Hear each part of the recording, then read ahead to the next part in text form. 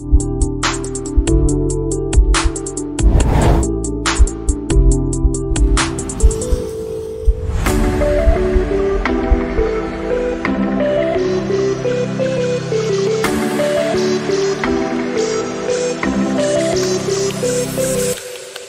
sou Carol Mais, trabalho no Sesc Piatã como recreadora, auxiliar de lazer.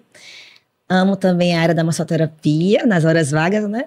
Sou mãe de 2 profetas lindos, Elias e Eliseu. Um tem 8, outro tem 12 anos, esposa de Antônio do Carmo Gomes. E estou aqui nesta noite, né, para falar um pouco sobre mim. Na verdade, missionária, né? Se a gente for colocar na ordem, primeiro tem que ser missionária, porque a unção, né? O propósito de Deus nas nossas vidas vem em primeiro lugar, porque afinal, desde o ventre da nossa mãe, ele já nos nomeou profeta, né? Então, assim, fazer tudo isso é muito bom quando a gente tem Deus no coração, porque ele nos capacita para saber, na verdade, administrar tudo aquilo que ele coloca nas nossas vidas, né? Então, trabalhar com a recreação é algo, para mim, que eu amo, né? Promover alegria, né? As pessoas, trabalho no Sesc há 5 anos e venho dessa área também, tenho um curso técnico de teatro, já trabalho com essa animação, festa de criança, então eu amo essa área que promove o bem-estar e ao lado disso, a massoterapia, que também promove o bem-estar, né? Então eu busco muito essa linha de estar trabalhando com alegria, de estar cuidando, né, do nosso interior, do nosso corpo, da nossa alma. Então, essas 3 áreas faz isso, né? A missão, na verdade, te proporciona essa paz interior, né? A recreação te dá essa alegria de viver e a massoterapia trabalha com o seu físico, promovendo, né, relaxamento. Então, eu busco essas fontes para justamente viver bem.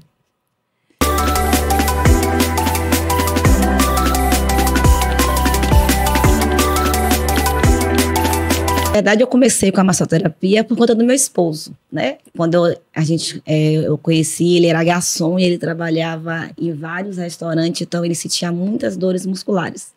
Então eu sempre tentava fazer uma massagem para amenizar, né, a dor, só que eu não sabia. Então eu falei, não, meu marido, falei que eu vou me aperfeiçoar por sua causa.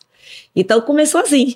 E aí depois eu tomei gosto pela coisa, aí comecei fazendo a princípio. Eu ficava assistindo no YouTube, às vezes, só para aprender, né? As manobras, os pontos de tensão, e aí começou dessa forma. Aí fui fazendo os cursos online, e daí fui gostando, fui fazendo, e aí hoje eu amo, né? Eu tenho lá meu cantinho, meu spazinho. Onde é que fica? Qual é o teu endereço? Fica, na verdade, no momento fica na minha casa, né? Eu fiz um espaçozinho específico para isso. Mas eu também atendo particular, né? Se me ligar, se marcar direitinho, eu faço particular também nos lares.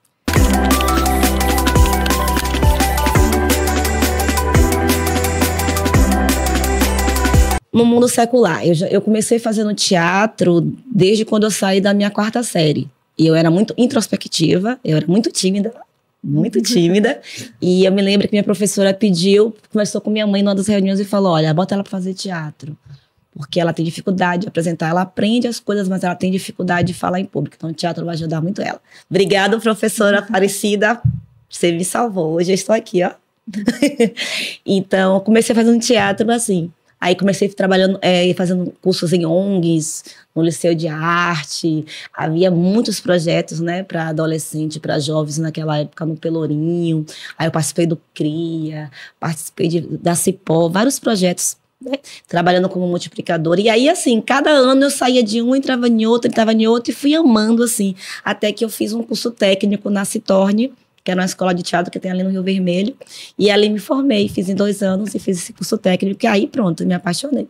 Aí, começou aí. Aí depois porque como isso foi muito nova, eu já vim me converter lá para os 17 anos, aí eu levei o teatro para a igreja. Aí depois de 1 ano já fazendo a obra, eu abri um grupo de criança, dando aula de teatro e dança.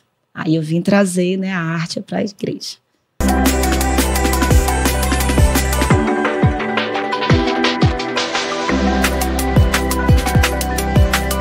Vi uma profecia no comecinho da fé, né? Como eu aceitei com 17, eu recebi essa profecia, eu tinha 18 anos. Aí Quando eu recebi essa profecia, eu falei assim, hã? Aí quando o profeta disse pra mim que me via viajando de avião, de salto, de blazer, eu falei, esse cara deve estar doido. Porque na época eu era muito nova. E aí, logo em seguida, só que aí os anos foram se passando e Deus ele foi confirmando, né? Lá na igreja tem muitos cursos, o pastor sempre está promovendo cursos de evangelismo, de missões, e eu sempre fiz e sempre me saí muito bem.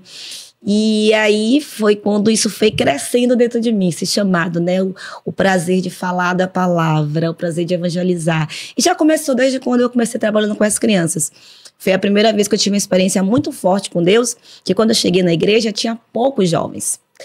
E aí eu chegava lá, poxa, eu vou ficar congregando aqui mesmo, não tem quase jovem nenhum. Foi a primeira vez que eu vi Deus falar bradamente no meu ouvido.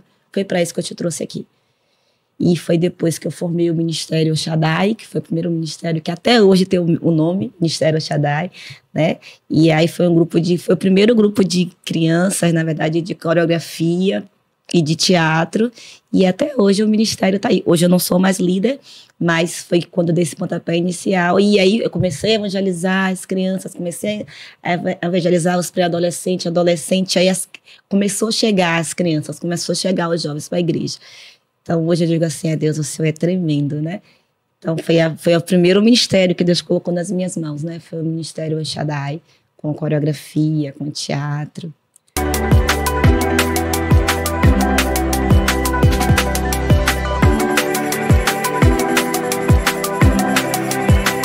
Na verdade, eu acho que depende de cada casal. Eu acho que, na verdade, o chamado ele é específico, né? Nem sempre você vai ver um casal, os dois são missionários, os dois são pastores. Não. Então, assim, é específico. Agora, eu acho que a concordância e o diálogo é fundamental nessa hora. Eu louvo a Deus pelo meu esposo. Eu sou missionária, mas ele é diácono, né?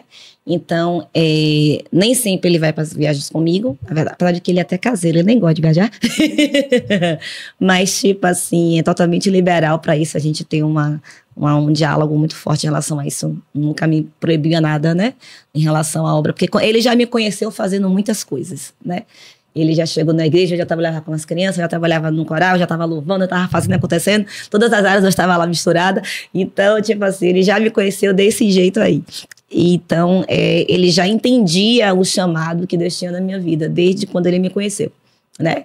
Então, aí, logo quando a gente se envolveu, né, começou a ter nosso relacionamento, eu já trabalhava com coreografia, teatro e dança, e ele era porteiro. Então, ele estava preso ali e eu estava ali subindo e descendo.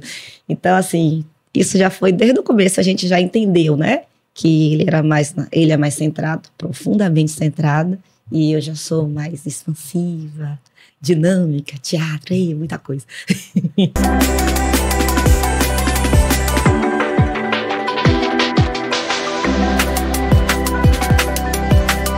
Ministério de Casais. Mais um também que, na verdade, quando a gente casou, a gente percebia que havia essa necessidade na igreja, né, do Ministério de Casais, porque a gente para analisar que, às vezes, o casal evangélico, ele tem, às vezes, eles cuidam um pouco do seu ministério, da sua vida, na verdade. Então, às vezes, fica muito aprisionado a igreja, né, e a casa. Então, a gente vê que o momento de lazer do casal evangélico é muito pouco. Então, a gente começou a querer promover justamente isso, para também trazer esse despertamento para o casal. Porque é necessário, que não é porque casou, né? Temos que ser eternos namorados, temos que ter esse momento de comunhão, tem que ter esse momento de sair, de estar cultivando esse amor, né? Porque tem que namorar, eterno namorado, gente. E a gente percebe que isso no mundo evangélico, na verdade, é complicado, porque às vezes você fica vendo muitos casais presos ao ministério, à obra, e não cuida, né? E hoje em dia a gente percebe que o divórcio tem crescido muito, muito. No povo evangélico, justamente por conta disso, por não ter esse cuidado, por não ter esse momento de lazer, por não ter esse momento juntos. Então, foi algo que eu comecei a perceber também e começar a promover encontro de casais, momentos, né, de dinâmica, para que eles possam se conhecer melhor, para que eles possam sorrir um com o outro, né? Porque a pior coisa da vida é quando um casal não consegue mais sorrir, não consegue mais brincar, né? Perde a essência do primeiro amor. Né? Então, da mesma maneira que a gente não pode perder o primeiro amor na fé, a gente também não pode perder a essência do primeiro amor no nosso casamento. Porque para Jesus e para a palavra é até que a morte separe. Então eu tenho que ter prazer de conviver com meu marido, eu tenho que ter prazer de estar com ele. Então eu preciso cultivar também essa alegria de estarmos juntos, né? Então esse é o ministério que nós exercemos juntos, né? Bacana.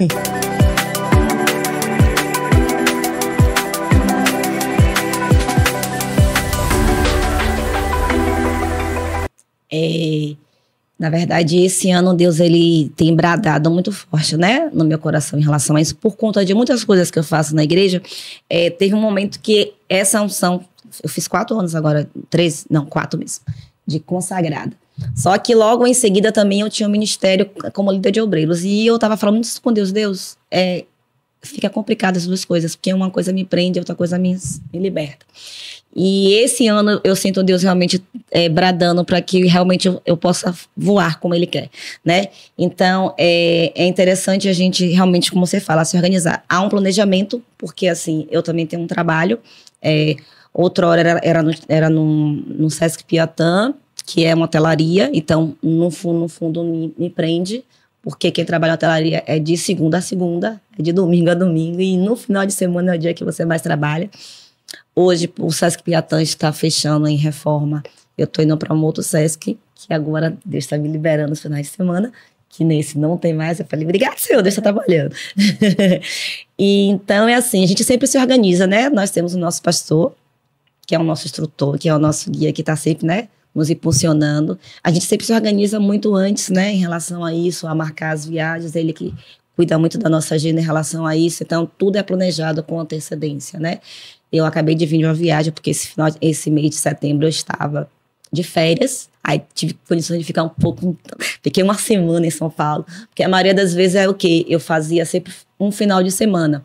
Porque como eu trabalho em hotelaria, a gente tem um domingo no mês. Então, no domingo do mês, você pode, tipo assim, fazer horas extras e ter um final de semana. Sexta, sábado e domingo. Então, sempre que eu viajava, era justamente assim. Era no meu domingo do mês, que eu fazia horas extras, e aí conseguia ter uma sexta, sábado e domingo. Então, sempre foi assim, organizando. E aí, dessa forma, eu conseguia estar fazendo as viagens missionárias. E aí, Deus sempre vai abrindo as portas, né? Deus abre as portas do final de semana, da passagem.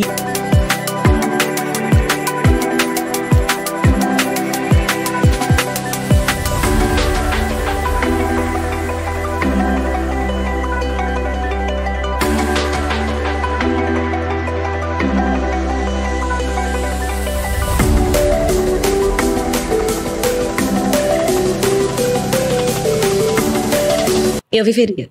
Eu fiquei, na verdade, eu já fiz isso durante 2 momentos da minha vida. No momento que meu filho nasceu, eu simplesmente falei, eu quero curtir esse momento. Então, eu não vou, depois de 6 meses, voltar a trabalhar. Então, eu fiquei 3 anos, na verdade, sem trabalhar, cuidando do meu filho e cuidando da obra, enfim. O meu segundo filho também eu fiz a mesma coisa. Antes do Sesc, eu também estava desempregada, eu fiquei um tempo mesmo, foi um tempo que eu me dei bastante para a obra, porque eu estava disponível. E assim, Deus, ele é maravilhoso. Quando você se entrega para a obra, quando você, sabe, se dedica, nada falta. Então, eu já tive várias experiências nesse período, né, que nada faltou e Deus supriu, Deus fez coisas grandiosas. O momento que eu voltei a trabalhar, eu também vi que foi uma transição que o próprio Deus fez, porque foi o momento da pandemia, logo quando eu voltei em 19, um ano antes da pandemia, depois veio a pandemia, que foi um momento também que eu vi Deus trabalhar na vida do meu marido, que também trabalhava em hotelaria, mas estava muito aprisionado, e foi até uma resposta de oração da minha parte, porque eu percebia que eu conseguia fazer tudo e ainda fazer a obra, e eu percebia que ele fazia o trabalho, mas não conseguia. Eu falei, Deus do céu, eu tenho que fazer alguma coisa, porque meu marido é vaso nas tuas mãos, ele precisa ter tempo para fazer a obra. E foi o tempo que Deus mudou o quadro.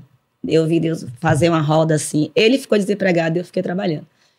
E assim foi um período que Deus fez coisas grandiosas, né? Eu vi renovo no nosso casamento, eu vi tempo pra gente estar junto, eu vi... E tipo assim, eu trabalhando, ele desempregado, e eu fazia tudo.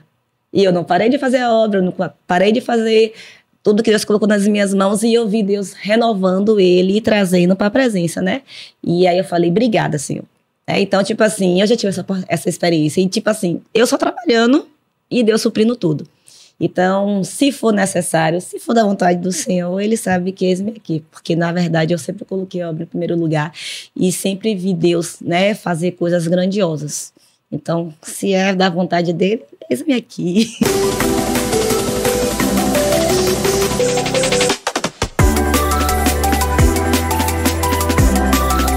Deixa eu te entender uma coisa. Para mim, era muito mais importante ele estar bem espiritualmente falando do que estar sendo, né, sugado, né, pelo mundo secular. Então, ver meu marido morrendo espiritualmente falando, para mim, era triste. Ele trabalhava na Costa de Sauípe, então, ele estava vivendo pro trabalho, né? Ele saía de casa à meio-dia para chegar lá 2, 3 horas da tarde. E aí, ele saía de lá 11, 12 horas para chegar em casa 2 horas da manhã. Então, tipo assim, era um trabalho que estava sugando ele, era um trabalho que ele não tinha tempo para mim, não tinha tempo para os filhos, não tinha tempo para Jesus, não tinha tempo para ninguém. Então, ele estava vivendo pro trabalho. Então, tipo assim, para mim é muito mais importante ele estar, né, bem com o Senhor, bem com a gente, presente. E quando eu fiz essa oração, na verdade, é justamente porque eu estava vendo que ele estava morrendo. Então, você viver por trabalho é complicado. E hoje em dia, é por isso que as pessoas estão tão ansiosas, tão, né, estressadas, porque, na verdade, você está colocando tanto valor para coisa secular que você não está vivendo a sua vida. Às vezes, você quer tanto ganhar para ter e você também não tem nem tempo para usufruir o que você tem. Então, não adianta nada você ganhar o mundo todo e perder sua alma. Então, ele estava indo nesse caminho. Então, para mim, muito mais importante é meu marido bem espiritualmente falando, meu marido com tempo para casa, com tempo para os filhos. Então, às vezes, hoje em dia, as pessoas estão muito preocupadas com as coisas seculares. E é por isso que hoje em dia as pessoas estão deprimidas, depressivas, porque não estão parando para cuidar de si. Então, eu percebia que, na verdade, fazendo tudo, eu sempre tive tempo para tudo. Mas eu percebia que o trabalho dele não estava dando tempo para ele fazer nada. Então, ele estava vivendo para o trabalho, ele estava escravo do trabalho. Então, assim, não, Deus, isso eu não aceito. Então, como intercessora, né, como ajudadora dele, principalmente espiritualmente falando, eu quero meu marido de pé, espiritualmente falando. O mais importante para mim é que ele esteja de pé, porque eu sei que ele, bem com Deus, ele vai estar bem com tudo. A Bíblia fala, buscar primeiro o reino dos céus e a tua justiça, que há demais coisa ele acrescenta. Então, eu vi Deus acrescentar em tudo. Eu estava trabalhando, ele era mestre na Costa de Sauípe. Ele ganhava muito mais do que eu. Eu estava trabalhando, comecei a trabalhar como recreadora, meu salário, pelo amor de Deus, era 3 vezes menor do que o dele. Mas posso dizer uma coisa a você? Foi os melhores anos das nossas vidas. Entendeu? Eu vi Deus suprir de uma forma maravilhosa, eu vi Deus entrando com providência. Eu vi Deus renovar o nosso casamento, eu vi Deus renovar a aliança com nossos filhos, eu vi Ele buscando o Senhor, Ele indo para a igreja. Então, tipo assim, para mim foi gratificante demais. Eu falei, Deus, muito obrigado. Então, depois ele conseguiu, Deus abriu uma outra porta, mas já foi agora aqui no Rio Vermelho, bem mais perto, bem mais, sabe? Ele vai cedo, chega cedo. Então, tipo assim, Deus tem sua forma de trabalhar e a gente também tem que entender o trabalho de Deus. Então, quando você prioriza a sua vida espiritual, quando você prioriza a sua vida com Deus, Deus, ele faz tudo. E o que eu estava priorizando no momento era a vida dele, né? É espiritual, porque eu sei que bem com Deus, eu estou bem com tudo. E quem não tem tempo para Deus, está perdendo tempo.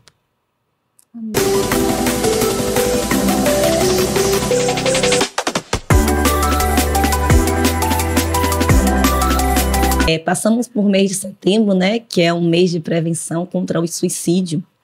E já entramos agora no Outubro Rosa também, que já é prevenção para a saúde da mulher.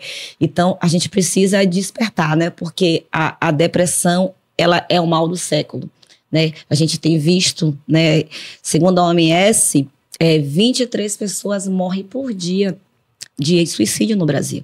Então, o suicídio está matando muito mais do que o câncer. O suicídio está matando muito mais do que a AIDS. E as pessoas estão brincando. Porque as pessoas estão justamente fazendo o que eu disse para você. Se deixando levar pela vida secular, querendo buscar ganhar tanto, querendo, sabe? E não para cuidar de si, não para cuidar da sua mente. Porque mente são, corpo são. Então, às vezes, a gente está tão atarefado, tão como Marta, né? Preocupada com tantas coisas, ansiosa com tantas as coisas, e não faz como Maria. Maria buscou a melhor parte. Ela parou para ouvir o Senhor. Então, tipo assim, eu vim pro evangelho deprimida, depressiva. Eu vim pro evangelho, né, tentando me matar, porque eu estava triste, eu estava muito mal. Então, quando eu cheguei no Evangelho, eu encontrei paz, a paz que excede de todo entendimento. Quando eu entrei na presença do Senhor e que a palavra começou, sabe, a fluir no meu coração, eu falei, meu Deus do céu, é isso que eu quero para mim. Né? Porque, tipo assim, você vem do mundo e o mundo bota um peso muito grande. E hoje em dia as mulheres, né? As mulheres estão buscando tanto, né? Querer crescer, querendo igualdade, que ela não entende que às vezes ela está sobrecarregando cada vez mais e ela está carregando o mundo nas costas. E na verdade ela tem que lutar fora, ela tem que lutar dentro. E chega um momento que ó, ela está esgotada. Ela quer provar para o mundo que ela pode, que ela sabe, que ela acontece. E depois, no profundo, às vezes ela está mal. Porque ela carrega o mundo nas costas, ela trabalha fora, ela trabalha em casa, ela chega em casa cansada de uma vida, né, secular, e quando chega em casa ainda tem outro momento de trabalho.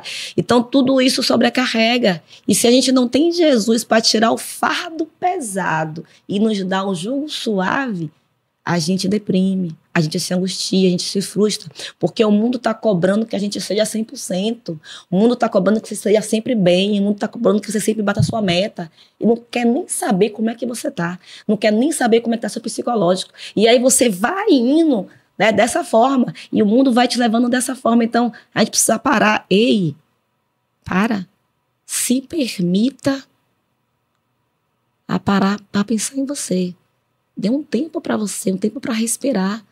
Porque o mundo hoje em dia corre, a gente quer correr, a gente quer fazer acontecer.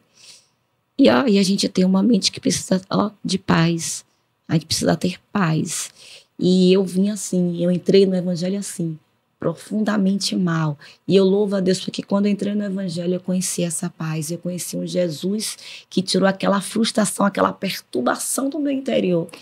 E colocou a tua paz. E quer que eu entendo? Carol, tá profundamente curada, transformada, eu preciso vigiar a todo momento. Porque a gente está no mundo. E a Bíblia fala que no mundo teremos aflições, mas tem de bom ânimo.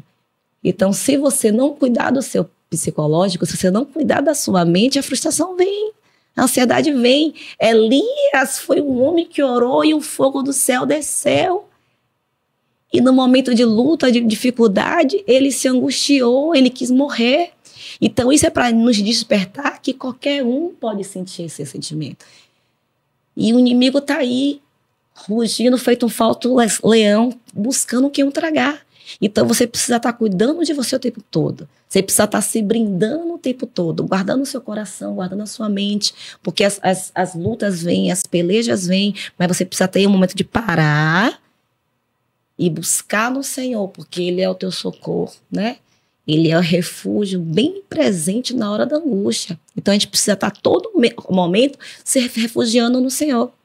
E é por isso que o meu medo com o meu marido, porque eu via que ele não estava buscando esse refúgio, essa fortaleza. Então a gente tem que ter esse tempo, tem que parar sim. Tem que parar. E é por isso que eu busco isso como missionária, né? Por isso que eu busco isso como a massoterapia, que traz a terapia de você parar, de você relaxar, de você cuidar do seu corpo. E é isso que eu trabalho também na recreação, de trazer alegria, de trazer, sabe, felicidade, porque a gente precisa cuidar da nossa mente, do nosso corpo e da nossa alma. Então, nessas 3 áreas, eu busco cuidar disso. E é por isso que eu unifico essas 3 coisas, porque Jesus, ele cuida da minha alma. Na massoterapia, eu cuido do meu físico, sabe? E na recreação, eu busco essa alegria de viver.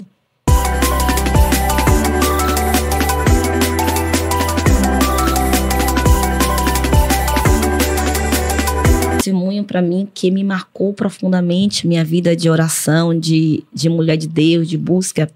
Eu tenho uma colega uma amiga, né, chamada Aldeci, e ela tinha viajado para o Rio de Janeiro. E no Rio de Janeiro ela teve uma parada cardíaca, ela teve um AVC, ela caiu, ela bateu a cabeça. E ela teve que tirar quase 1 litro de sangue, né? Que teve hemorragia interna. E ela ficou em coma. Eu não me lembro se foi 10 ou 12 dias, mas foi, né? E eu me lembro que a filha dela me ligou, que a gente era muito amiga desde o começo da fé, eu novinha. Ela fazia salgados e eu ia lá ajudar ela. E ela me ajudou muito no começo da minha fé.